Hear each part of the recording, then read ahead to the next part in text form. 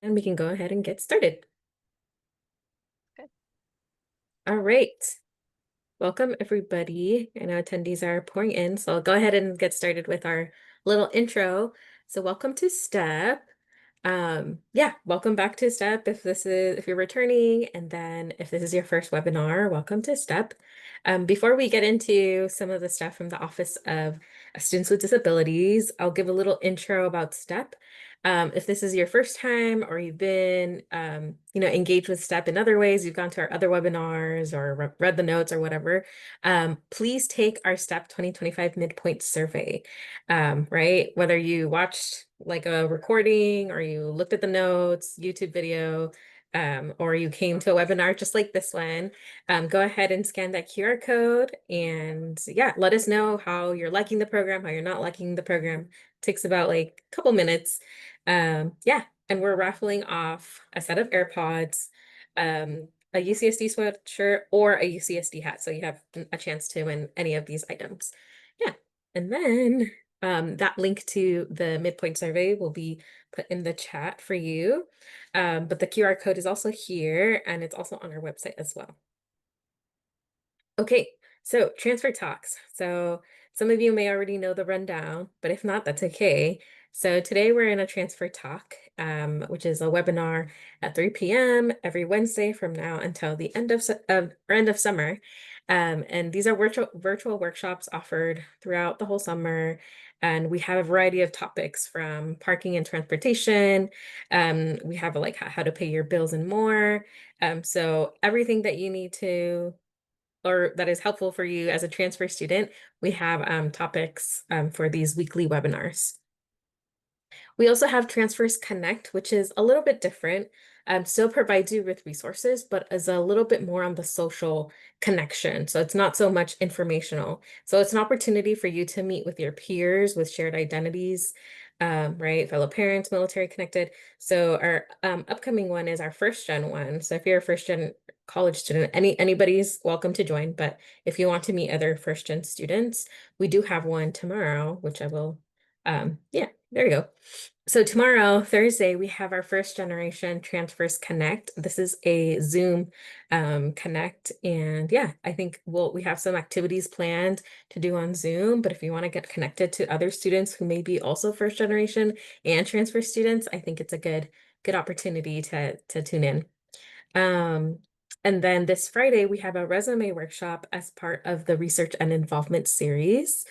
And then next week, we have how your college can support you at UC San Diego. So UCSD has a unique college system. So next Wednesday at the next transfer talk, we'll go ahead and talk about like, what that means and what this college kind of like break it down a little bit more and how your college can be a support to you as a transfer student throughout your time here at UCSD. Research and involvement. So I didn't get to introduce myself, but I will now. But my name is Elizabeth Vasquez, and I'm the Research and Involvement Coordinator at the Triton Transfer Hub. And in my role, I support transfer students who are interested in getting into research and other type of involvements on campus.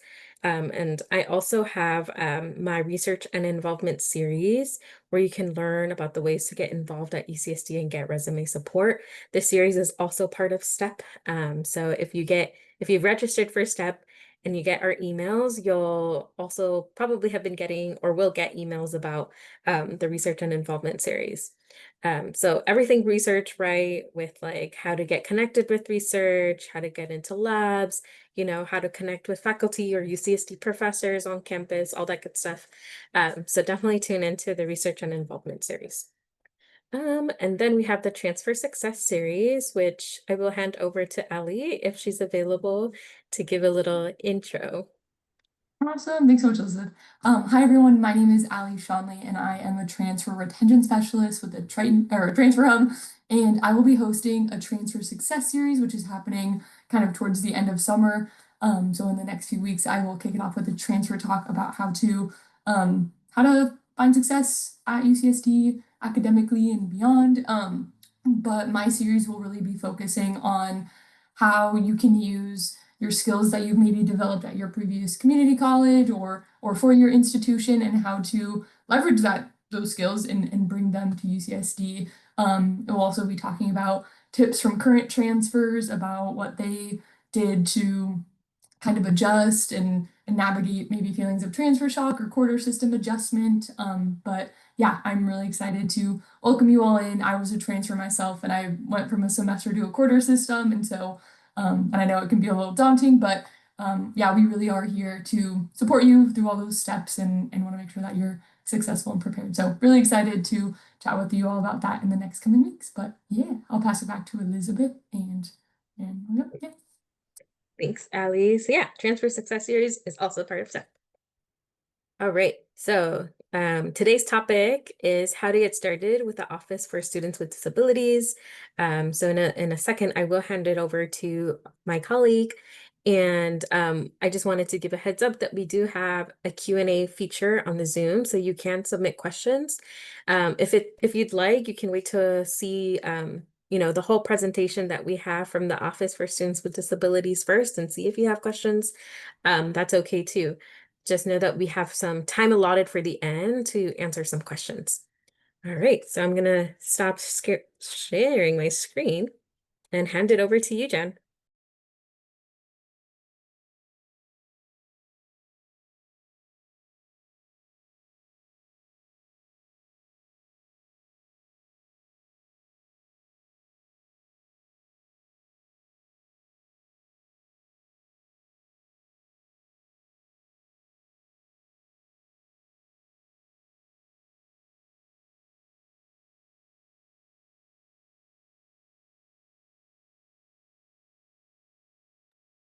Sorry about that, you all. I'm having a little trouble with getting my slideshow to run for some reason at the moment. So I am trying. Let's see here.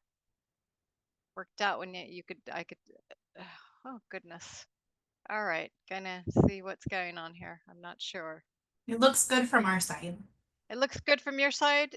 Yes, we're seeing your slides and not the like PowerPoint background. We see it how you want us to see it. Oh, you do? Okay. Oh, that's Yes. interesting. Okay. It's sort of not doing that for me. So give me a second because otherwise I'm not seeing it. So I'm really sorry about this. Okay, let's see. All right. So you're seeing one slide up? We were, and now we're You were. seeing the PowerPoint home screen. Okay. All right. I'm sorry about the technical difficulties here. That is just really strange. Okay. Sometimes these things happen, so thank you for your patience to everyone. Give me just one more moment, and I am not sure why. We did a test right before. Oh goodness, I can't even believe this. This is just very embarrassing. All right. Happens So every year. So thank you for being our willing participant. And that's a-okay. yeah, gosh. Okay. All right. So let's all right. I think you might be able to see it now. All right, let's see. Gonna do it again and you all tell me if you can see my first screen there. And then I will take it from there. Are you able to see that? The screen now? Yes. No? Yes? Okay. All right. Well, let's get this party started. Thanks again for the technical difficulties and going through this with me.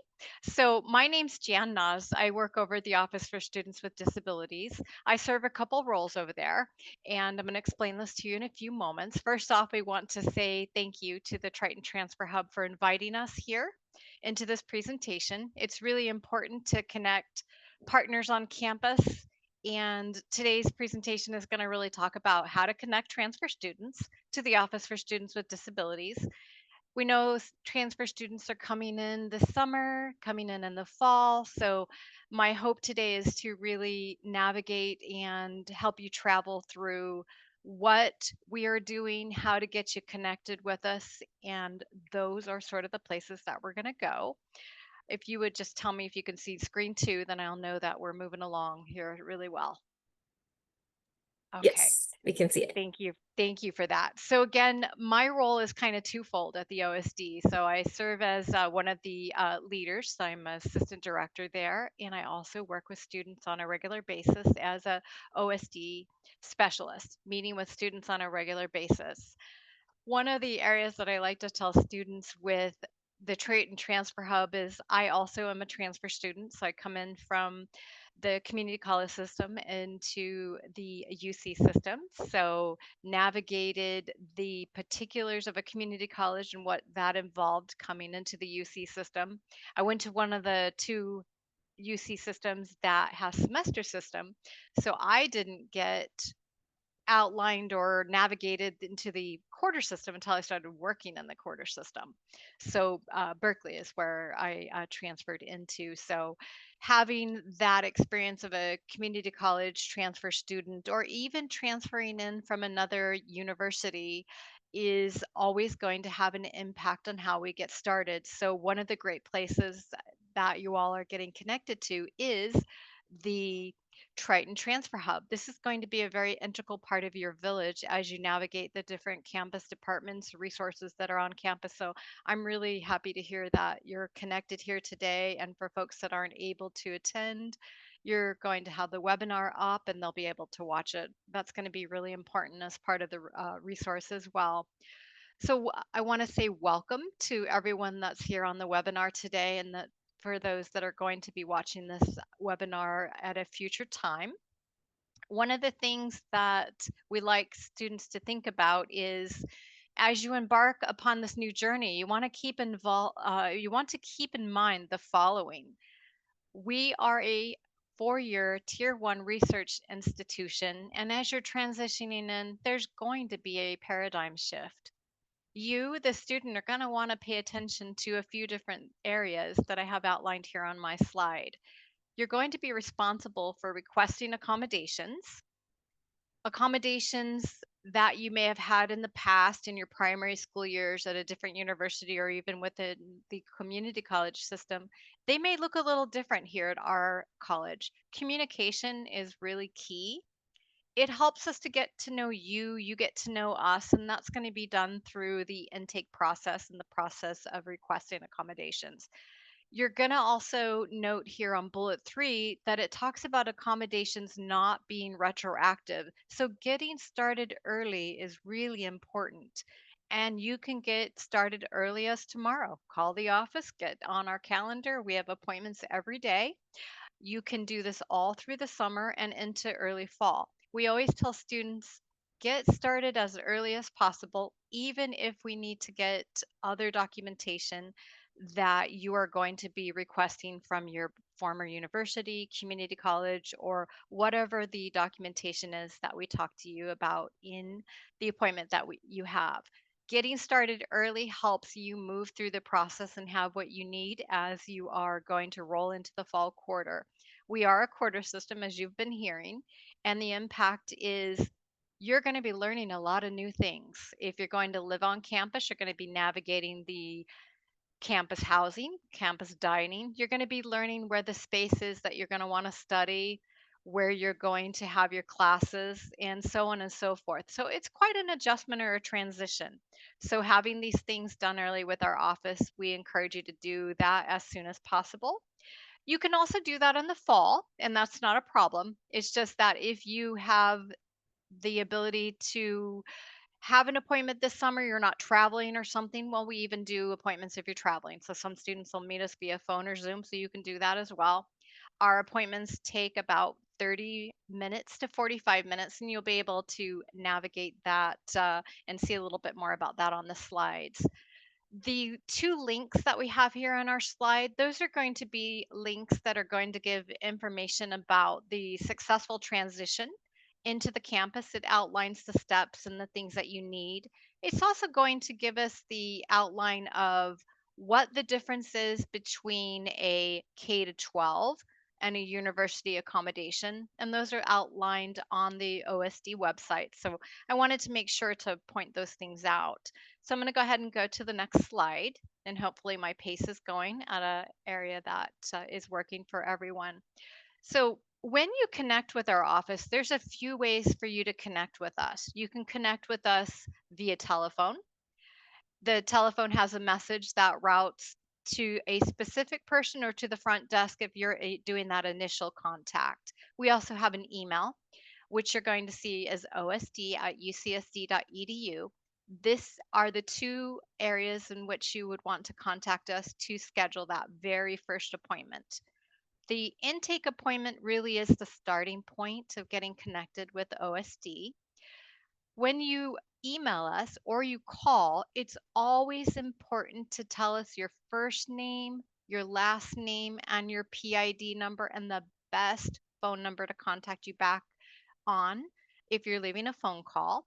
If you're emailing, the items that you see here in my screen where it says first name, last name, PID number, telephone, your UCSD email, those are going to be important for us because we need to identify all of the communication to you and with you, and having that information will help us be able to navigate that. We have unfortunately had people that will just call and they'll give their first name and what they need, and we have no other information, no PID or phone number. And that's why I'm emphasizing this here. We really want to connect with you at the point of contact when you call our office or your email. If you email us for an appointment, we're going to have two forms that we want you to fill out and do before an appointment is actually set up. The appointment is going to be the intake form and the consent form. The intake form is generally a form that students would complete one time, and we want you to complete it in your words and be as detailed as you can on that form because that really helps us to prepare for the appointment that we have with you. The only time we're going to ask a student to complete that form again is if there's a gap in services or a change in disability or any other items that we might need where we need that form. We would let you know about the intake form. The consent form also is a form that students would complete at the initial appointment. It's on file for up to 5 years, and we would only ask you to update it as needed after the 5 years, but you, the student, you can update it at any point. And as you navigate those forms, if you have questions, questions are always encouraged. They're always welcome. When you email, you're also going to note the last three bullets here. It's asking that you indicate if you're a new incoming student, if you're requesting an intake appointment, if you have general questions. We always like to get at least 3 dates and time of when we can meet with you. We do appointments Monday through Friday, starting at 8 a.m., and we take our last appointment at 4 p.m. We're going to ask you if you would like a phone or a Zoom appointment. So that's important to let us know, or first available. And with that information, we will be able to organize and navigate the appointments that we have and fit that within the time frame that's going to work for your schedule. So that's how you register with OSD. And once you've accepted the offer to USD, some students at some points may have not accepted. We do what's called prospective appointments, and then we add on to that at a later time. If students are fully accepted of their admissions, we do the full intake and work with you through the process. So that's the difference there.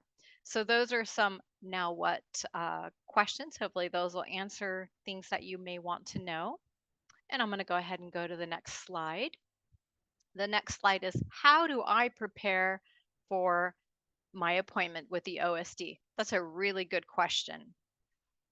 The first area that you want to think about is, are you going to be requesting to live on campus and campus housing, or housing and dining, or academics? You're going to want to think about the living and learning environments for you that have been challenging in the past. And what do those look like? We're going to talk to you a little bit about what disabilities and you have and how they're impacting you. So disabilities, sometimes a student may be just starting a process of working with a medical provider, a mental health care provider, or some specialist, and they may not quite understand what that is yet. You can still meet with us. So I wanted to make sure that you knew that. If you have a disability, a medical condition, or chronic health that's been ongoing and you've been having treatment for that and seeing different professionals, what we do here on our campus is we determine accommodations based on current and specific functional limitations. So we're going to ask you how your disability is impacting you today. You want to be prepared to be specific and give as many details as you can. So, for example, if a student sustained a concussion, they may have had previous concussions in the past. That's typically a temporary disability, but sometimes people have a long lasting effect of a concussion. So, things that you are going to want to talk about is how are you impacted in day to day life? How are you impacted within class, lecture, labs, exams, and so on? It's really helping us understand how does it apply to you, the student, individually. If you have examples that you want to share, that's always helpful. And sometimes students may be asked, give us a little bit more information. What we mean by that is give us specific details. If you are a student that has a concussion and you are being impacted by the light and the noise going on in a classroom, it's really helping us understand things like the light in the classroom is really bright, and when I'm outside it's even brighter. I can't really see the classroom front of the room, the instructor, without sunglasses. That's giving us a little bit more detail. If it's noise that's impacting you, is it the noise from external noises? Is it people moving around? Is there a particular noise that's impacting you? It's really giving us that extra information to really help us to understand what that means. The last bullet here outlines what is a provisional accommodation. A provisional accommodation is generally a twofold, actually. A provisional accommodation can be determined when a student has a temporary disability, such as, unfortunately, we have students have this on our campus, a concussion. If they have an injury, they may break a hand, they may injure their foot. So, as we're looking at accommodations, such as we have a resource on campus called Triton Transit Mobility, those are the little golf carts that take students from point A to point B. That would be a provisional accommodation if someone needs to move from one side of the campus to the other in fall quarter, say, for example. That's a provisional accommodation for that particular quarter because they may not need that in the winter or the spring quarter. Other provisional accommodations may occur if a student has a new diagnosis or a new disability and they're working with their providers to understand the impact. How is that going to impact me in the future? They may be taking a new medication that they just started, and so there may be an impact that particular quarter they have an accommodation, and then there may be some changes in a future quarter. So we would be determining provisional accommodations in that quarter and then adjusting accordingly because a student's current functional limitations will be changing. So I wanted to outline a few things there for you. And if there's questions and details to that, I certainly can be able to answer some of that today in generality.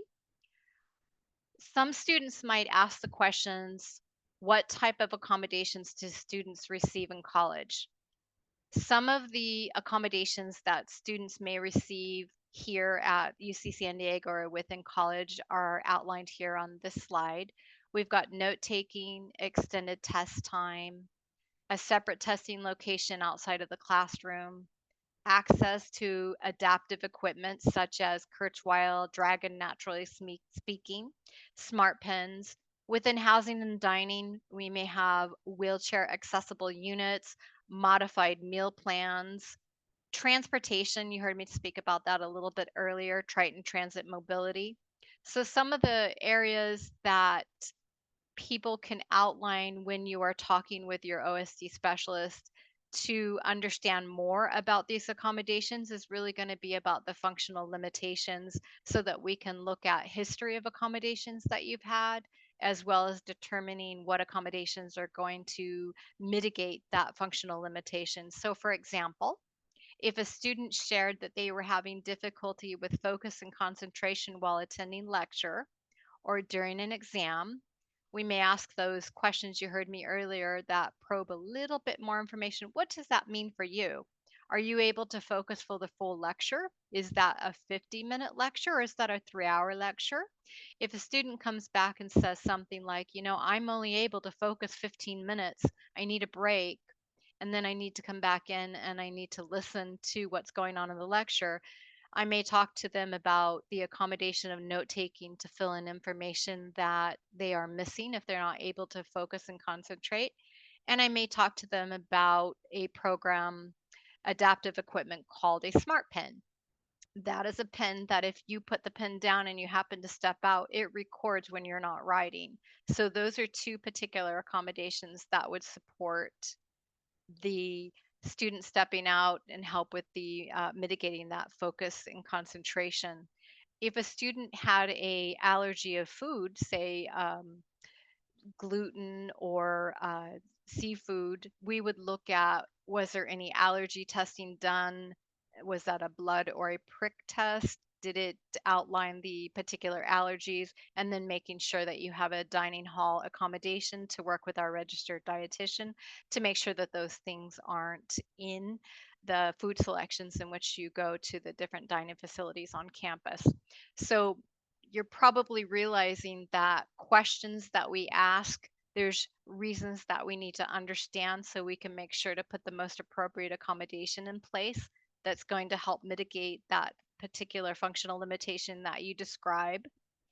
I've also had students come in the past and say, can we adjust accommodations accordingly if things change? My answer is always yes. If things are changing or if things aren't quite fitting and mitigating the functional limitations, please don't hesitate to reach out and talk to your disability specialist so that we can understand what's going on and we can help adjust. Students, it's important to communicate. Students don't always remember when they're in that first quarter that you can get back to us via phone, Zoom, or email to be able to share that information with us. If you don't share, we don't know, and that's where communication comes in, and that's key. So I think that's really important to make sure that you all are understanding that. I'm going to go ahead and go to the next slide. When students are working with our department and they have requested accommodations and we're letting you know what's supported, this slide here is going to outline particulars that I want to share. The title here, why can't I get the same accommodations I received in high school or community college? So some of the things to think about is the bullet one is that universities use different criteria than K to 12 to determine reasonable accommodations. So it's important to note that what accommodations may have been offered in the K to 12 may not be appropriate here in the university environment. For example, taking a test in K to 12, an accommodation might have been untimed tests or alternate assignments. Those aren't necessarily going to be appropriate on our campus, and we would discuss that with you on a case by case basis individually. And it's always we're asking you questions so that we can seek to understand, and then we hope that you'll ask those questions as well. The third bullet is going to outline information provided by the student and or documentation does not support the request. So we're going to be talking to you about accommodation documentation, which can come in the form of K to 12 if you had an IEP, an individual education plan, or a 504 plan, or if you had college board exam that you might have took, or in the community college, it's going to be an authorization for an accommodation, an AFA letter, or a different university you might have attended. Those are all history of accommodations. So those are documentation items that we might be requesting or documentation that a specialist, a mental health care provider, which could be a psychiatrist or a therapist or a medical provider like your primary care doctor, they may submit documentation to us that is vague or limited, and we need a little bit more detail that supports the request that you're asking. We've had in the past where doctors have only listed what an accommodation is that they recommend, but they've not given detail on functional limitations. So if we let you know that a particular accommodation is not supported, there may be some more information that we need from you, the student, or we need it from the provider. And again, we'll communicate that to you so that you know, and then we'll work through that process with you. Sometimes the accommodations requested would not be appropriate given the current functional limitation. So a student in K to 12 might have said, I had untimed exam time and I was able to take as long as I needed. That may not be an accommodation here on our campus. We would look at the history the accommodations that you had, and we'll talk to you about what's appropriate based on the information that you share with us. And that's why we ask detailed information during the intake. And if we need to ask a little bit more, we'll let you know that we need another appointment, or we may ask questions in an email to you.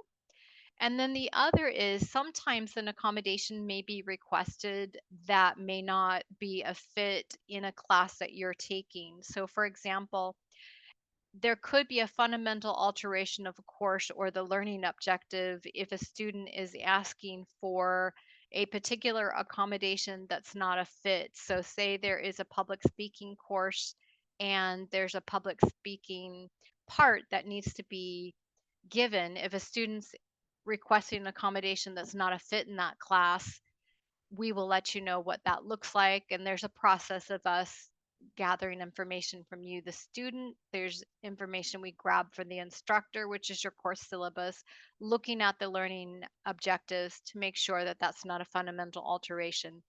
So accommodations can never be retroactive and they can't fundamentally alter a course.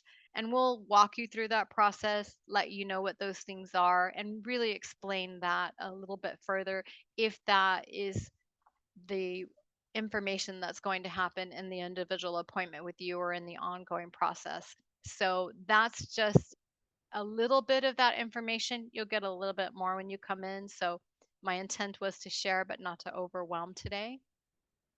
I'm going to go ahead and go to the next slide. This is going to be talking about steps toward a successful transition. So a couple of areas that we like to outline for students is that you really want to be honest with yourself and don't compare yourself to others. You have your own journey to follow and your information to share. There may be other students on campus that may share their accommodations if you happen to connect with another student that's on campus. It's really unique to you, the student, and what's going on with you. You want to make sure that when you're coming into campus, you're really connecting to the communities in which you're connecting with today. Triton Transfer Hub, OSD, different community centers that are on campus is really important. It's going to be really important too to develop a continuity care plan if you're not from the San Diego area. If you are within the state of California, outside the state of California, or you're coming from another area, we want to make sure that you have your continuity of care. If you're going to be doing your telehealth appointments, if you're going to be establishing care here in San Diego, we want to make sure that you are establishing that care with your provider so that you have that right away when you are coming into the fall. So it's important to talk with your providers.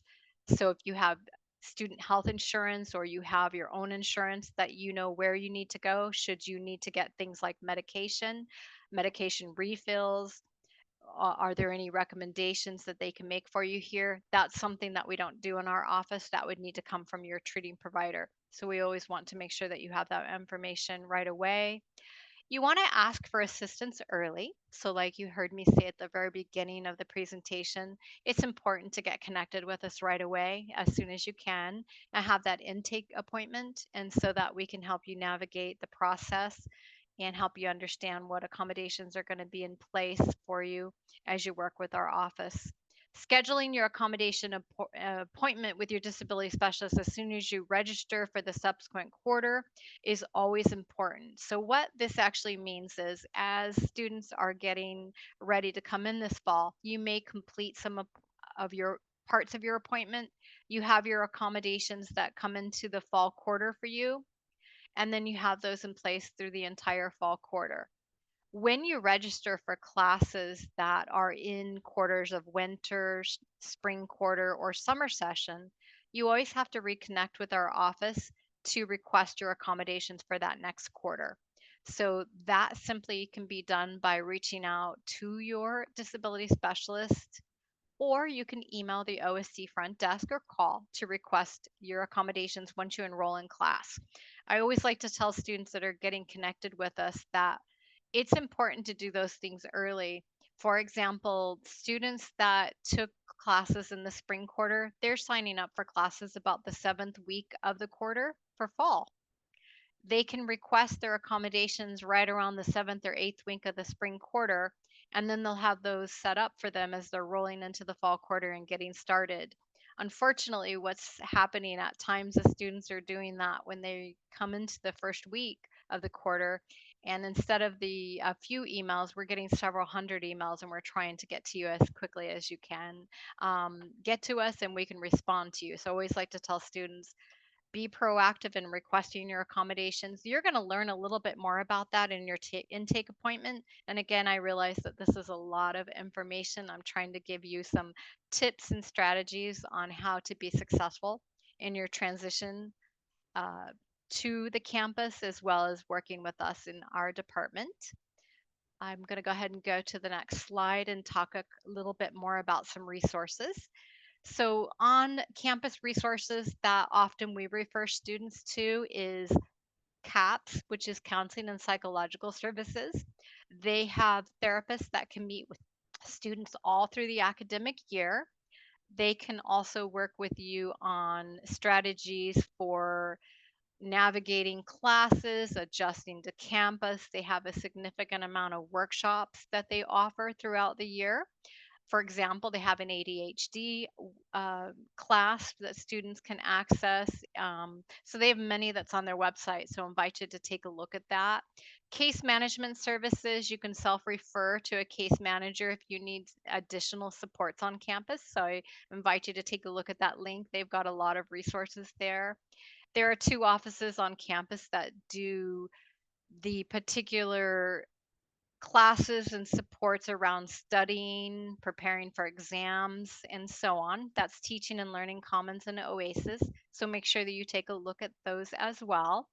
And then there's the Zone on campus, which is a great office on campus where you can connect and you can take classes. They have therapy puppies that they have that come out onto our library walk, and they've got a whole host of programs, art projects, and you can go in and have a cup of tea. They do quite a lot of things in the Zone. It's a really great wellness and healthy place to connect on campus. And the last resource that you're going to see here is we have a office on campus that's called Triton Transit. Excuse me, and I said that incorrectly. All the acronyms on our campus get you confused at times. So Triton Testing Center, that's TTC. That's an office on campus where students can take exams. And so often Triton Testing Center, people think that's our office and we're connected with them directly. They're a partner. So if students have an accommodation and you have a separate testing location, your instructor may have you go take an exam at the Triton Testing Center, and they'll work with you on where that might happen. But Triton Testing Center is located in the same building as us. They're just a different office. And it's just important to note that we are not directly involved in how they give the exams and such. So you'll want to make sure that you educate yourself on how to get registered with them and you walk through their process. They have a wonderful FAQs and information that they have offered there. So I wanted to make sure to point those out. And then the next slide going to talk a little bit about our contact information. So we are located at Pepper Canyon Hall on the 3rd floor. We have an elevator if you don't want to walk up the stairs, or if you are unable to walk up the stairs, there's an elevator around the corner that will bring you to us. We have a phone number that has a voicemail that is going to be set up 24 hours. So you are able to leave messages. If you happen to be a person that does messages really early or outside of office hours, you may leave that phone message. Our email is the same. It's set up and we will get the message and route it to the person it needs to go to. And then you've got our website. Our website has a significant amount of resources that are on the website. It's going to talk about our process. It's going to give you some particular links to accommodations and setting them up and so on. So I want to point that out here as well. And the last thing I wanted to do today is I really wanted to make sure that I talked with you about the folks that we serve on campus. So we're an office that works with all undergraduate, graduate, and professional school students. The medical school on campus has their own a person that works as a disability specialist there. We're going to work with students that have temporary disabilities, which is broken bones, someone who's recently had surgery, a concussion. And then we've got the permanent disabilities, which can be things like loss of vision, hearing, or mobility, learning disabilities, ADHD, chronic health, diabetes, just to highlight some here for you. There can be mental health, such as depression, anxiety, or autism spectrum. So students always want to make sure they contact the office as soon as they experience a disabling condition or event so that we can make sure to set things up for you an appointment to make sure that you have the accommodations in place early and that you have them in that next quarter. So I just wanted to outline those items as well. And of course, you're going to get a lot more information that's going to be given to you when you get connected with us as you have your appointment with the disability specialist. That can be phone or Zoom, like you heard me say earlier. And my hope today is that you had a snapshot of what our office is about, how to connect with us, part of the process of working with us, and some next steps. And like I said, there is a great deal of information. So please let us navigate that with you when you connect with our office through the phone or the email. And as you have the appointment with us, questions, again, I just want to remind you they're always welcome during the appointment, post the appointment, during the quarter. If you have questions, what we don't want you to do is wait till that next quarter to ask us questions. You tell us in real time, because just like you're getting connected to our campus and getting to know us, we're actually doing the same thing. We're getting to know you. We're learning your communication style, what your needs are, and so on. And without connecting with us or us knowing, we're not able to provide the campus referrals or the supports that you need. So we always want to make sure that you have those things. So I appreciate the ability to give the information today, to be able to share and be invited by the Triton Transfer Hub here. And that would be what I have to offer today. So I know that there's going to be some questions coming up shortly. Please note that I can answer things generally. If you have very specific things to you, that's going to be something that I would have to say, please bring that to your disability specialist, because we want to work with you individually and confidentially in our office. So thanks for your time today. Yeah, thank you so much, Jan. Some really good information and resources. Yeah, like Jan said, we do have some time for Q&A. If you have some general questions, feel free to use the Q&A feature that we have on Zoom. We do have one question that um, somebody is inquiring about in-person appointments. And Jan, I know you went over generally about how appointments go. But wanted to ask if there's any like in-person appointments or possibility of an in-person appointment.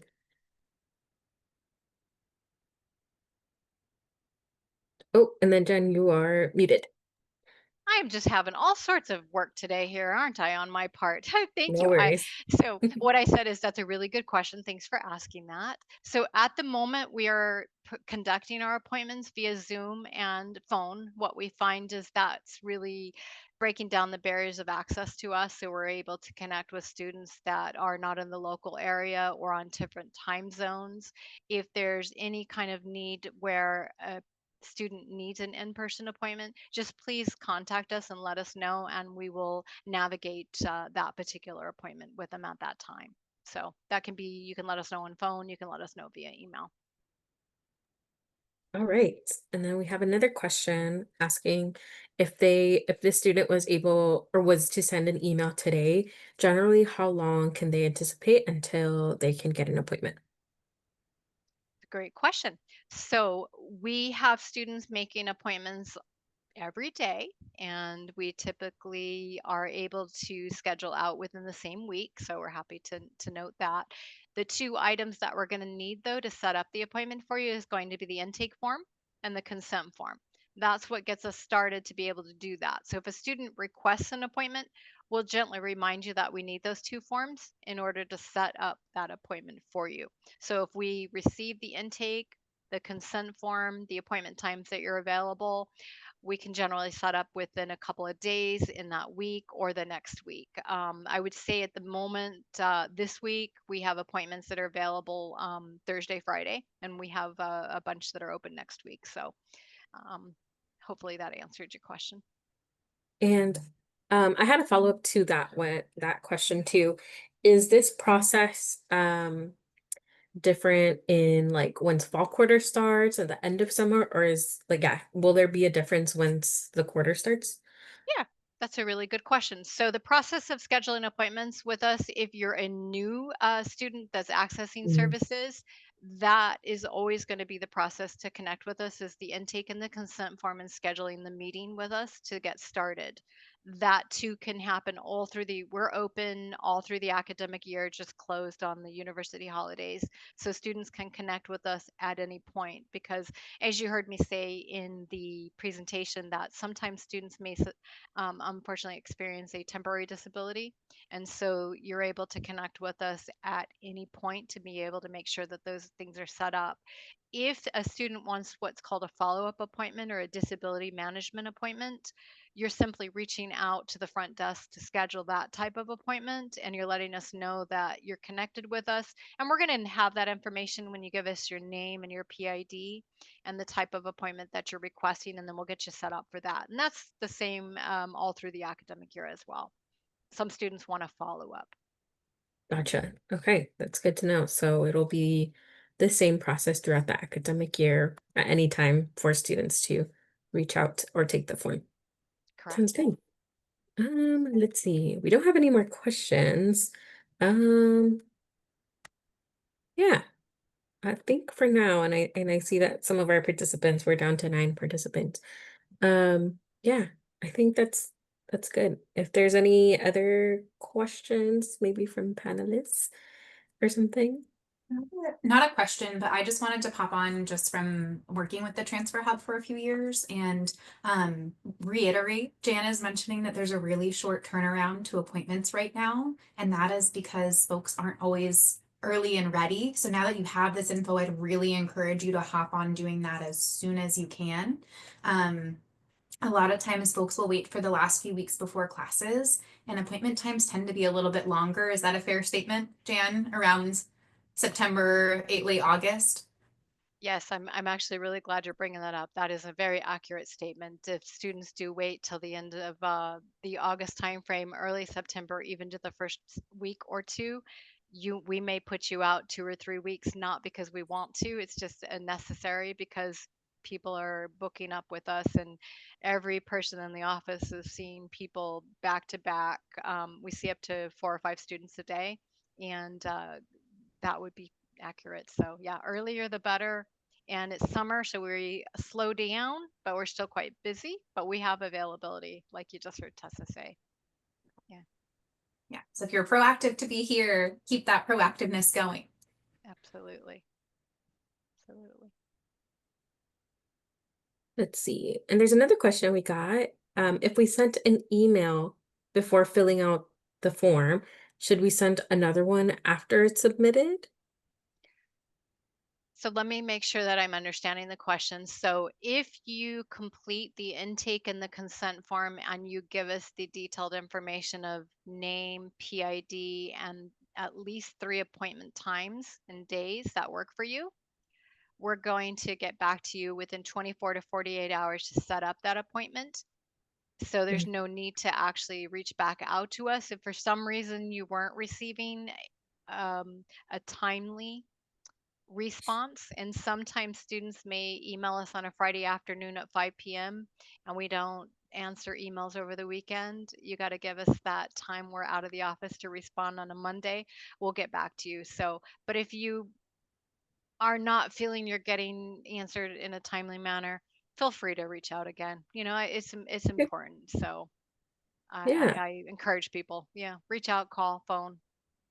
sounds good. So that person, if you filled out the form, sounds like you're good and you gave all the info that you needed in that form, you're good. I don't think that there's need to submit anything else or email unless, the time has passed, a lot of time has passed and you haven't heard back.